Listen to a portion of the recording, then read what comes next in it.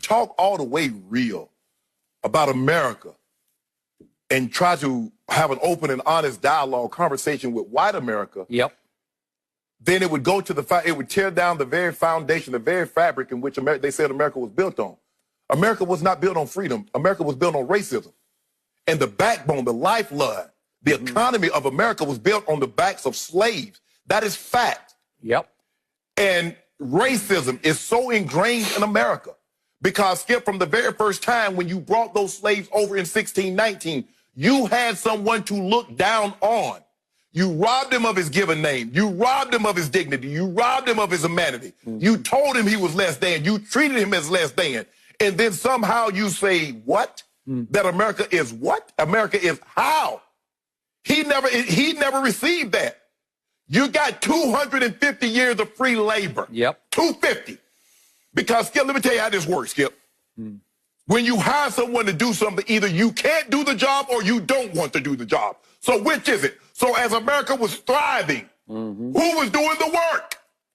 The workers. It wasn't you. Not only were they working in the field, they were taking care of your kids before they could take care of their own.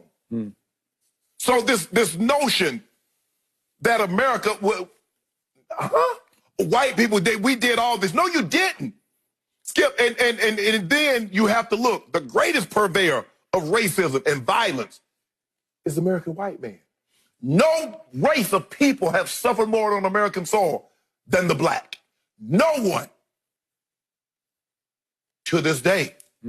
So you had 250. I mean, you could argue the Native Americans. But Skip, yeah, they weren't enslaved for 250. No, they were not. Now, they were just murdered often and their homes taken from them. That's what happened. I got it. And I'm just saying, for on balance. Yeah. Yes. And the thing was, Skip, and they still did it, and they did it. Yeah. See, guess what they did? So they've been stealing and looting since the inception of America. True. So when you talk openly and honestly about what they did to the American black, and then you're like, oh, get over that. That was so long ago. That's ingrained. Years and years, Skip, where you don't have any income. So great-grandfathers had sons and sons and sons that had nothing. They had no wealth.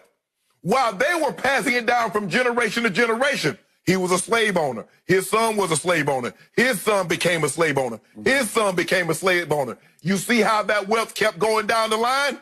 Where we were having to start from scratch. And Skip, because, you couldn't read. A lot of these guys, they couldn't read. And if they caught you reading, they beat you or they killed you. So it took us a long time. And those were the one happened to be the few that overcame. Yep.